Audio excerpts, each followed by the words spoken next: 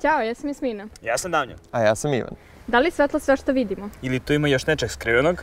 Pokušat ćemo da saznamo. Hajdemo.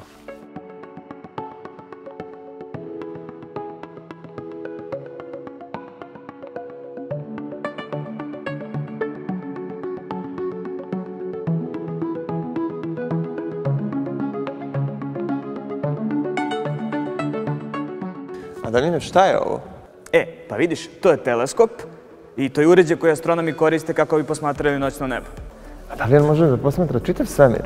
Pa ne, postoje neke pojave koje naše ljudsko oko ne može da detektuje. Tako je, postoji svetlost koju ti ne možeš da vidiš svojim okom, pa čak ni pomoću ovog teleskopa. Aha, a kako to? Pa zato što naše oko vidi samo jedan deo svetlosnog spektra, dok je ostatak nevidljiv. Ali šta je to spektar?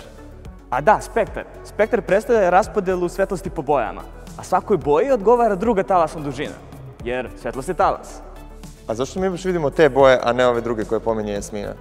Pa zato što naše sunce svetli najviše u tim bojama. Ali sunčeva svetlost je bela. Vidiš, tu je caka. Bela je kombinacija svih boja. Aha, vidi stvarno. Pa da, bela je kombinacija svih boja. A šta je s onim bojama koje zapravo ne vidimo? Aha, pa znam ja jedan primjer. Ja imam papagaja koji se zove Kiki i nama ljudima, mušici i ženke te vrste izgledaju isto. Ali oni u stvari vide deo svetlosti koji mi ne možemo da vidimo i onda oni jedni drugima izgledaju različito. Upravo tako. Papagaji mogu da vide u ultraljubičastom delu spektra. Damljan je malo prepomenuo spektar i na tom spektru ultraljubičasta svetlost se nalazi levo u odnosu na vizuelnu i kraći je talasne dužine. Pa da, naravno, ali da li mi možemo da detektujemo tu svetlost našim očima? Možemo, naravno, pomoću UV kamera.